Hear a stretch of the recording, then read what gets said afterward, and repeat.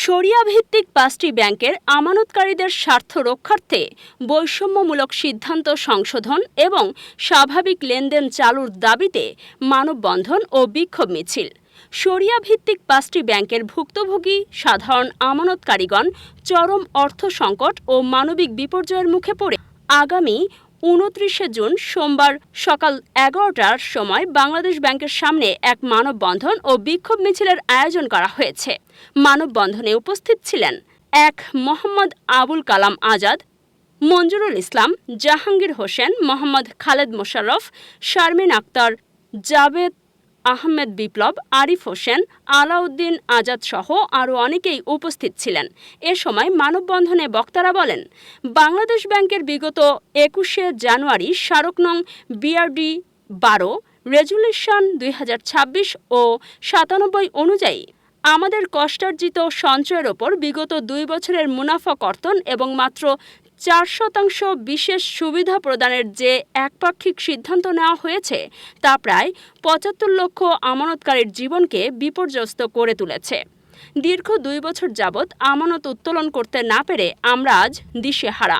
এমত অবস্থায় আমাদের অস্তিত্ব রক্ষার দাবিতে আমাদের এই কর্মসূচি।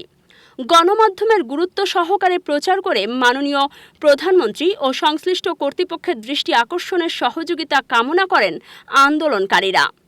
আমাদের দাবি, হেয়ারকাট নামক বৈষম্যমূলক নীতি বাতিল করে চুক্তিমতো মুনাফাসহ মূল আমানত ফেরত প্রদান, সকল ব্যাংকের ন্যায় স্বাভাবিক লেনদেন অবিলম্বে চালু করা, তারল্য সংকট দূর করতে আসন্ন বাজেটের বিশেষ সহায়তা প্রদান, মেয়াদোত্তীর্ণ FD, DPS ও MTDR এর টাকা পূর্বের চুক্তি অনুযায়ী বুঝিয়ে দেওয়া, মুনাফার হার পুনর্বিবেচনা করে পূর্বের চুক্তিভিত্তিক রেট বহাল রাখা। কালো আইন মানি না, আমরা বলতে চাই আপনি আর মুখ বন্ধ করে থাকবেন না, আমাদের জন্য বাজেটে সুব্যবস্থা রাখবেন, হেয়ার কাট বাতিল করে লেনদেন স্বাভাবিক করে আমাদের এই দাবি মেনে নেবেন। এখন তারা আমাদেরকে চিনে না, তারা বলতেছে আমরা অসহায়, আমরা কিভাবে টাকা দিব, আমাদেরকে বাংলাদেশ ব্যাংকের নিষেধ আছে, আমরা সেই নিষেধটায় আমরা উড্র করতে আজ এসেছি। আমাদের অর্থমন্ত্রী চট্টগ্রামের সুজঙ্ক সন্তান, নবী চৌধুরীর সন্তান, আমরা তার উপর অনেক আশাবাদী। আমরা মনে করছি সরকার, আমাদের নির্বাচিত সরকার গঠন করার পরে আমরা আর রাস্তা দাঁড়িয়ে থাকতে হবে না, আমাদের টাকা আমরা ফেরত পাবো।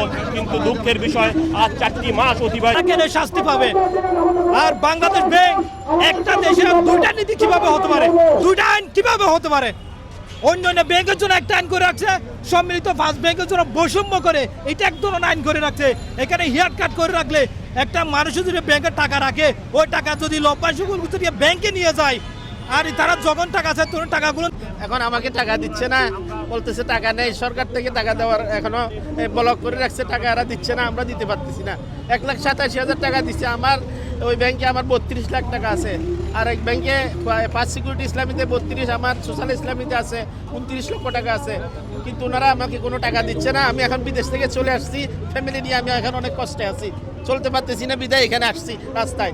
আমি ২৫ বছর এই দেশে আলোচনা সাপেক্ষে সবকিছু সমাধান হবে। যেহেতু বাংলাদেশ ব্যাংকের কার্যালয়টা একটু সেনসিটিভ, সেক্ষেত্রে আপনারা তাদেরকে আসলে কোনো ধরনের সহিংসতা বা কোনো ধরনের কোনো কিছু থেকে নিবৃত্ত করেছেন? না, এরকম কোনো সহিংসতা কোনো ঘটনা ঘটে, তারা শুধু শান্তিপূর্ণভাবে আসছে, আপনারা দেখতেছেন, এবং শান্তিপূর্ণভাবে তারা চলে যাচ্ছে।